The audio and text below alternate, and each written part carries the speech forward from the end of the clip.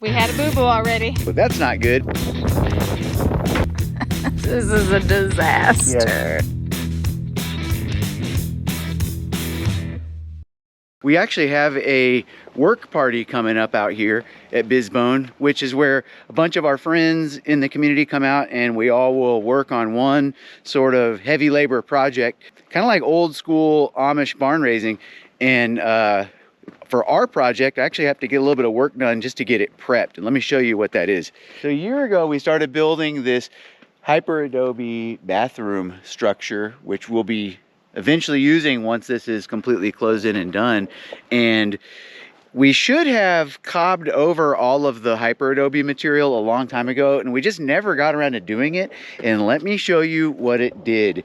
This actually just happened a couple days ago. It was looking pretty flawless, and then we got snow. The snow melted and evaporated, and look at what it did.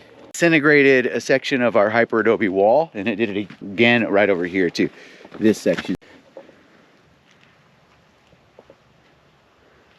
That's not good. We're gonna see if we can get that kind of fixed up and get it ready to get some more work done on it. And then a week from tomorrow is when our work party is, so hopefully it'll all be dried, cured, and ready to lay way more bags by then. So we'll get a lot of this building done and then we'll get back to it.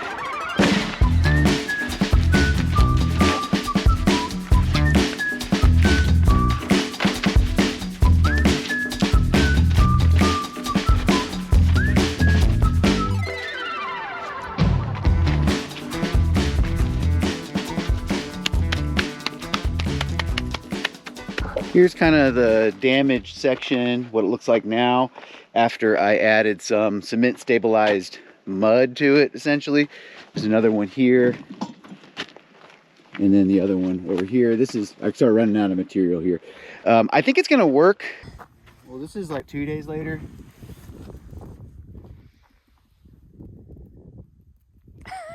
This is what not to do, guys.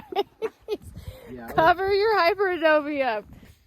we should have started right away like that week and cobbed everything, completely covered it so it's UV protected. We just didn't do that. That was our mistake. It's lesson learned, and that's okay. I think it's still gonna be fine. It's just a little, it's a little rinky dink. This is foam Hyperadobe. You can see it. It's not just knitted like in a diamond pattern. It's like super knitted to itself. Really thick. Yeah, this doesn't tear. I mean, now check this out. This is like pantyhose for Hyperadobe. Let's open it up because these are the same size bags. You know what I mean? So think about how little this shrinks down. You get what you pay for, really. I know a lot of people that build with these and they work great if you build with them properly, which we did not do. So we're just trying to learn as we go. But look at how little material is in this bag. Yeah. And just, I'm really worried about the sides. Like this side right here. Like it's a hot mess, y'all. I think we should just do this row of concrete on the whole top. We're halfway done now. Yeah. All right, let's get to concreting before the sun goes down and it gets too cold.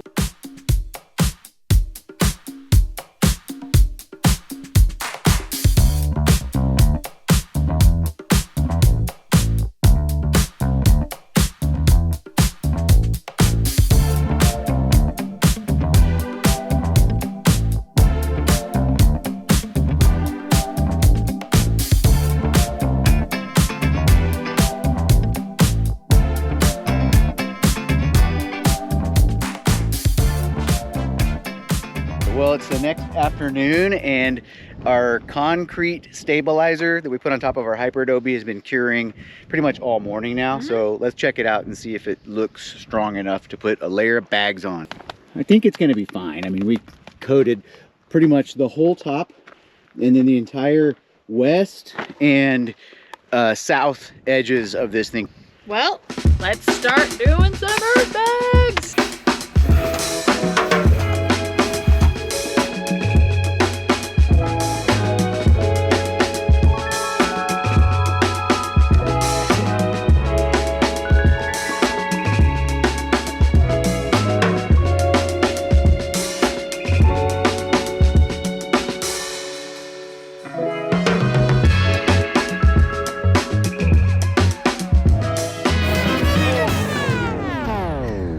Welp, We had a boo-boo already. Yeah, Heather almost got hurt pretty bad falling off the wall. And one foot went here, one foot went there, and it completely collapsed this section of wall. So we'll just have to go over the top of it and see if it will even tamp. I don't know. I don't know. This is a disaster. Yeah.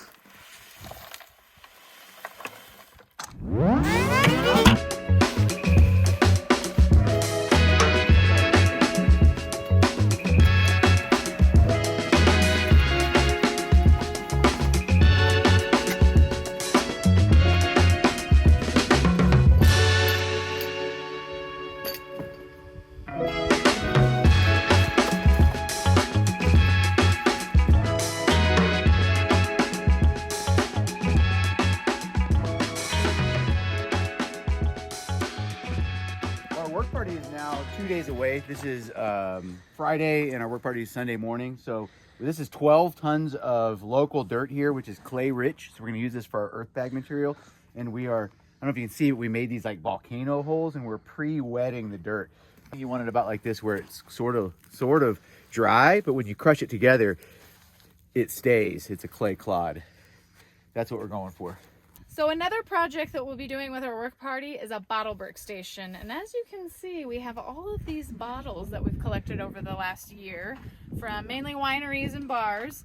We've got to move all of these over by our station that we've kind of staged for the work party. To move these today and then get the station ready and prepped.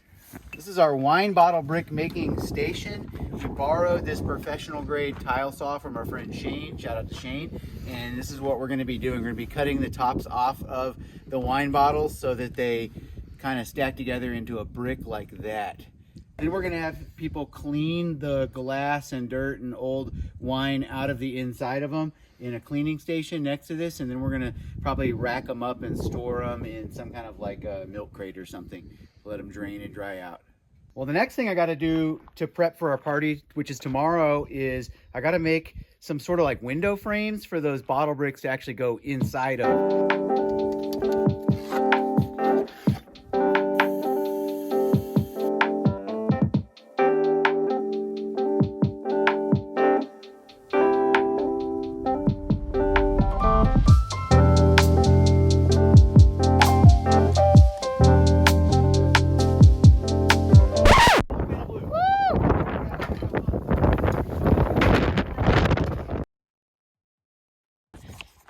Was crazy.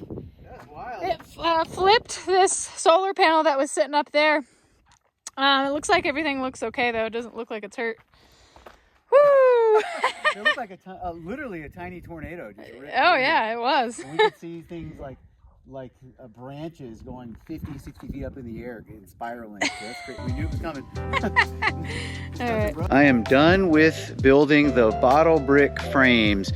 There are these three that are 24 by 16 each. Those should hold a ton of bricks. And then we actually have this whole bunch of old forms, and what those were is we molded concrete blocks that our porch is actually resting on right now, and the forms are still super solid, so we're going to use them as little bottle brick windows. Each one will hold 9 wine bottles, so it should look pretty cool. So I made these lintel beams that go across the top of each bottle brick kind of window casing. We're going to attach them using the cleats that actually will nail into the wall. We'll be attaching these at the ends. I'll show you that right now.